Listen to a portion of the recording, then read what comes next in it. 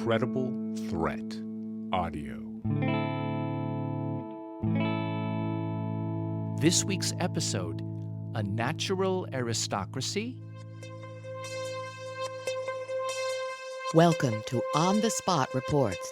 It's June 23rd, 1926, and we are witnessing an historic day in modern education history. This is Dora Worthy. With Phil Milton. And on this day, June 23rd, 1926, the College Entrance Examination Board is administering the first ever SAT test to 8,040 high school students in the Northeast of the United States. Phil, is this the first large-scale administering of the test? It is, Dora. Today is the first time that thousands of high school students will be taking the SAT college entrance exam. It's a major victory for advocates of mass intelligence testing. On this historic day, we're interviewing the creator of the SAT test, Mr. Carl Brigham. Phil, just who is Mr. Carl Brigham? Carl Brigham is a Princeton psychologist and testing specialist. He was hired 1 year ago, in 1925, to create the SAT test for the College Entrance Examination Board, which has been testing students since 1900. And why did they choose Carl Brigham to create this important test? They were particularly impressed by his 1922 book, A Study of American Intelligence, which analyzed the results of mass intelligence testing on soldiers in World War I. Mr. Carl Brigham, thanks for joining us on this historic day. What is the main thesis of your book, A Study of American Intelligence? Our data from the Army tests indicate clearly the intellectual superiority of the Nordic race group. Let me make sure I understand, Mr. Carl Brigham, here in 1926. You are saying that mass intelligence testing showed that people of Northern European descent are simply smarter than others? The intellectual superiority of our Nordic group over the Alpine, Mediterranean, and Negro groups has been demonstrated. And this was the main message of your 1922 book that so impressed the College Entrance Examination Board? Our results showing the marked intellectual inferiority of the Negro are corroborated by practically all of the investigators who have used psychological tests on white and Negro groups. It is also possible to make a picture of the elements now entering into American intelligence. At one extreme, we have the Nordic race group. At the other extreme, we have the American Negro. By entering into American intelligence, do you mean immigration? There can be no doubt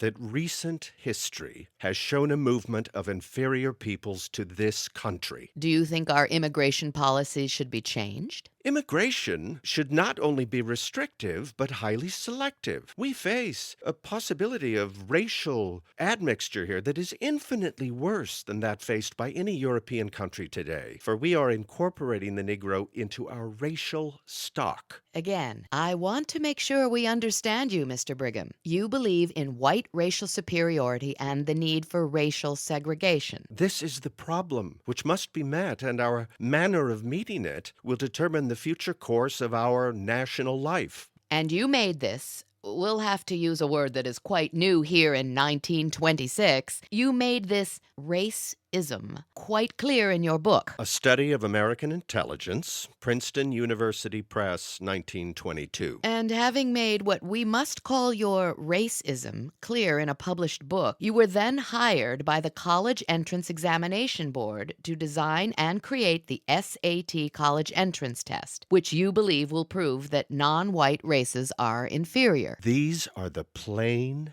if somewhat ugly, facts that our study shows.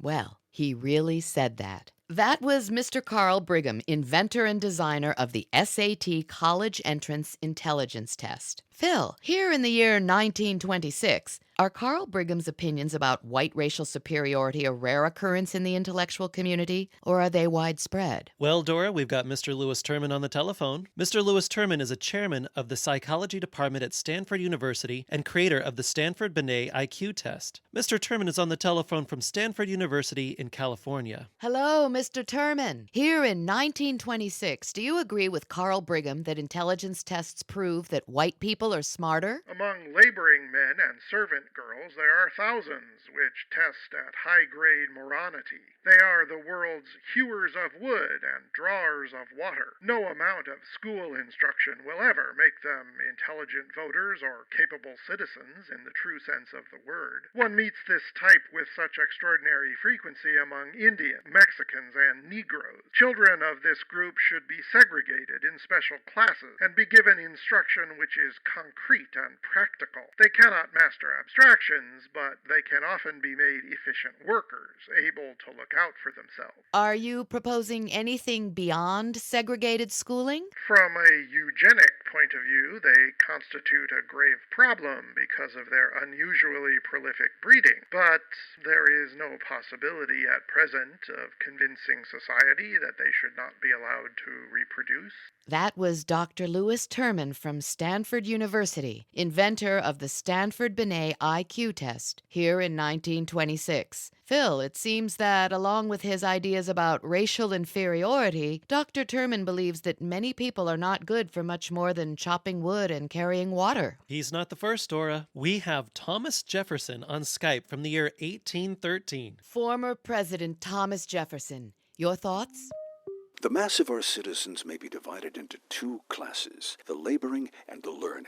Best geniuses will be raked from the rubble and instructed at the public expense. There's a natural aristocracy among men. The grounds of this are virtue and talents. Thank you, Thomas Jefferson. We're here in 1926, and we just heard from Thomas Jefferson, talking to us from 113 years ago. Hang on, Dora. I'm just getting a call from James Conant, president of Harvard University, here in 1926. Just a moment. Yes, sir. Mr. Conant would like to comment on Thomas Jefferson's statement. Dr. James Conant from Harvard, welcome. Do you agree with Thomas Jefferson that we should weed out the rubbish and provide education for a natural aristocracy? Yes. There are too many rather than too few students attending the universities of our country. The country at large would benefit by an elimination of at least a quarter or perhaps one half of those now enrolled in advanced university work. Thank you, James Conant, president of Harvard University, here in 1926, as the first SAT test is administered to over 8,000 high school students for the first time around the country. Though mainly in the Northeast. Mainly in the Northeast. And in 1926, we seem to have a consensus among white males that intelligence testing will separate the geniuses from the rubbish. That's how it looks, Dora. But what does the future hold, Phil? Surely we can hope that these ideas about intelligence testing and inferior races will become outdated. Not anytime soon, Dora. We've got Mr. Charles Murray on future Skype from the year 1994. In 1994, Charles Murray will be the author of the best-selling book, The Bell Curve. Thanks for joining us from the future, Mr. Murray. In 1994, 72 years from now, what will your best-selling book say about intelligence testing and racial intelligence? Do blacks score differently from whites on standardized tests of cognitive ability? The answer has been yes for every known test. There are differences between races, and they are the rule, not the exception. So you will still agree with Carl Brigham after all those years. Do you have recommendations for educational policy, Mr. Murray? The people who run the United States are drawn mainly from a thin layer of cognitive ability at the top. Federal funds, now focused on the disadvantaged, should be reallocated to programs for the gifted. And what about everybody else? Old-fashioned public schools prepared students for the workplace by teaching them to come to the same place every day, stay there for a prescribed number of hours, and follow the teacher's, or boss's, instructions, even if they didn't feel like it. So, a full and complete education for the natural aristocracy and obedience school for the rest of us? That this view is elitist does not make it wrong. The value of a high school transcript is that employers can get a sense of whether this person is likely to come to work every day on time. On the average, an employer can get a better idea of how well a job applicant will perform by giving him an inexpensive 12-minute intelligence test than by anything that the high school can tell the employer. That was best-selling author Charles Murray talking to us from the future in 1994. Looks like there's a wide agreement among a certain class of people, Phil. Looks like it. Does anyone disagree with all this? You bet, Dora. Even 5 years ago, in 1921, we interviewed another testing specialist, Miss Ada H. Arlett, who told us, There is a marked difference in the distribution of intelligence in groups of the same race, but different social status. Race norms which do not take the social status factor into account are apt to be invalid. And, as a matter of fact, Carl Brigham, the inventor of the SAT, will change his mind and disagree with himself in a few short years. Carl Brigham will change his mind? That's right, Dora. We've got Carl Brigham on our future Skype from 1930, only 4 years after the first SAT test that he designed. Mr. Brigham, 4 years later, have you changed your mind about intelligence testing? Some of the more recent findings show that comparative studies of various national and racial groups may not be made with existing tests. In fact, the notion that tests measure native intelligence purely and simply without regard to training or schooling is one of the most glorious fallacies in the history of science. Well, Mr. Brigham, that's quite a turnaround from your earlier statements. If the unhappy day ever comes when teachers point their students toward these examinations, then we may look for the inevitable distortion of education in terms of tests. Strong words, Mr. Brigham.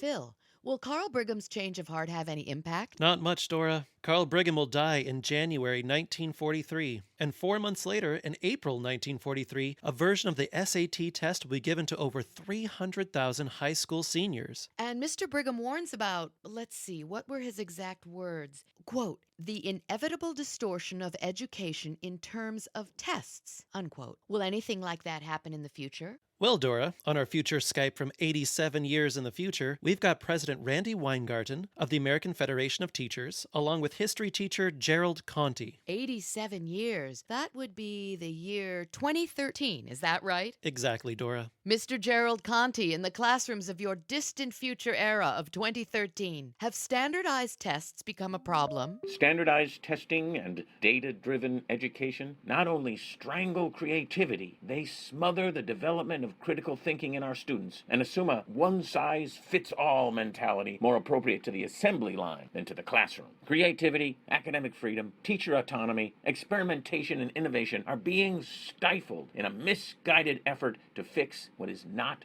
broken in our system of public education. And Ms. Randy Weingarten, do you agree? Standardized tests have a role in accountability, but today they dominate everything else, and too often don't even correlate to what students need to know to succeed. Schools in some states are spending up to 100 days a year doing test prep or actual testing. Are there ways to improve education other than standardized tests?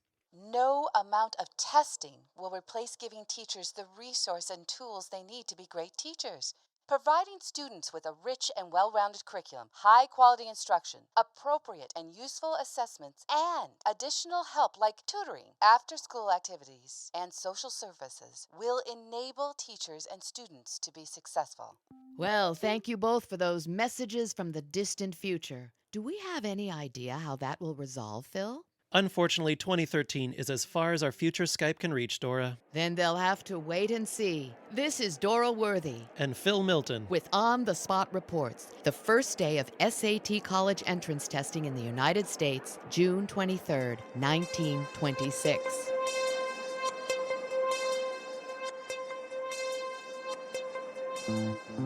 You've been listening to A Natural Aristocracy, a presentation of Credible Threat Audio. They really said that. All interview quotes are from historical documents. They really said those things. Written by Edward Mast, directed by Robert Lee, produced by Carmel Baird, with the voices of Meg Savlov, Ricky Coates, Kevin Lynch, David Baum, Rob Burgess, Robert Lee, Andre Nelson, Ruth McCree, Keith Dahlgren, Carmel Baird. For more Credible Threat Audio, go to crediblethreatworks.org. Credible Threat 2013.